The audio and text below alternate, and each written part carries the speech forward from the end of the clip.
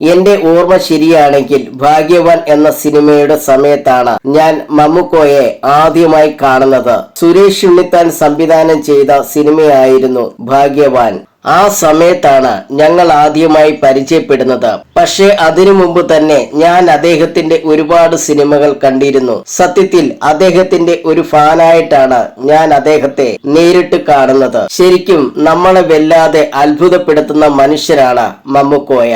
തുടക്കക്കാരനായ എന്നോടൊക്കെ സൗമ്യമായിട്ടാണ് അദ്ദേഹം അന്ന് പെരുമാറിയത്. നമ്മളെ ചേർത്തു നിർത്തുന്ന രീതിയിലാണ്. ഒരു സാധാരണ മനുഷ്യനാണ് അദ്ദേഹം. എല്ലാവരും മമ്മുക്കോയ എന്ന നടന്റെ പ്രത്യേകതയായി പറയുന്ന കാര്യമാണത്. ജീവിത അനുഭവത്തിന്റെ കാര്യത്തിലായിരുന്നു അദ്ദേഹം മുന്നോട്ടു പോയത്. മരത്തിന്റെ ഏറ്റവും വലിയ എക്സ്പോർട്ടാണ്. മരത്തിന്റെ അളവുകൾ എടുക്കുകയും കല്ലായി പുഴയിൽ വരുന്ന എല്ലാ മരങ്ങളുടെയും കൃത്യമായ മർമ്മം അറിയുകയും ചെയ്യുന്ന ആളാണ്.